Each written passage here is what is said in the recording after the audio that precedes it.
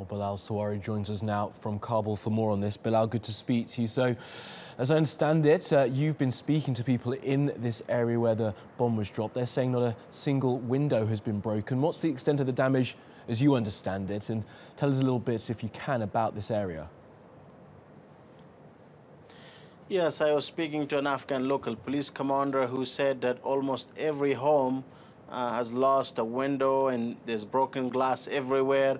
We understand that there's damage to government buildings and facilities. I was talking to the head of the provincial council for Nangarhar, Ahmad Ali, who said that right now they're just simply trying to find out more. This is some of the most remote and dangerous areas on the border with Pakistan, talking about villages, valleys. But earlier on, I was able to finally speak to one villager who said it felt like a doomsday.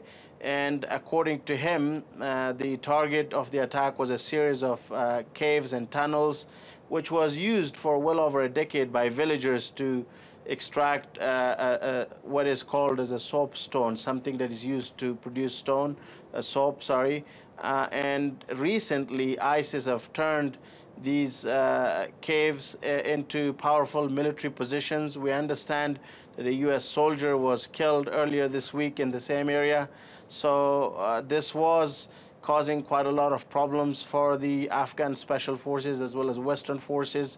What we don't know is what are we talking about if we're talking about villagers, children, women, because after all, this is an area where villagers have learned to live in the conflict. I was here in 2016 and I saw with my own eyes how people's homes and yards and agriculture farms were used as battlefields by both the Afghan government forces, sometimes by ISIS, at other times by Taliban.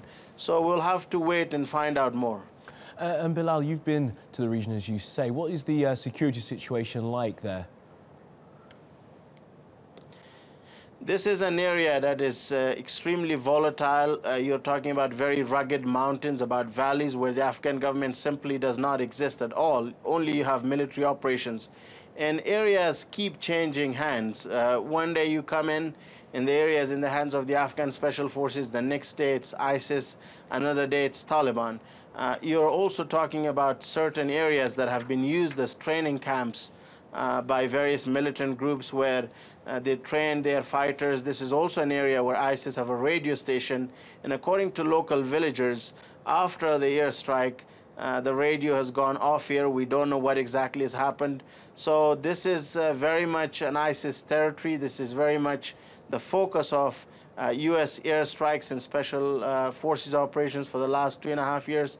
And this is also an area that was seen crucial in terms of attacks that were launched in Kabul, deadly attacks last year. Earlier today, the U.S. General John Nicholson, along with Afghan Minister of Defense, the head of intelligence in the country's national security advisor, were visiting the eastern city of Jalalabad, and they said that they will wipe out ISIS from Afghanistan. Only a few hours after that visit, this airstrike took place, and we understand that the Afghan government was being informed at some level about this bomb that was dropped, but tribal elders in the area are now saying they can't reach their relatives, their family members from one valley to another because phone services are not very reliable. Okay, Bilal, for now in Kabul, thank you.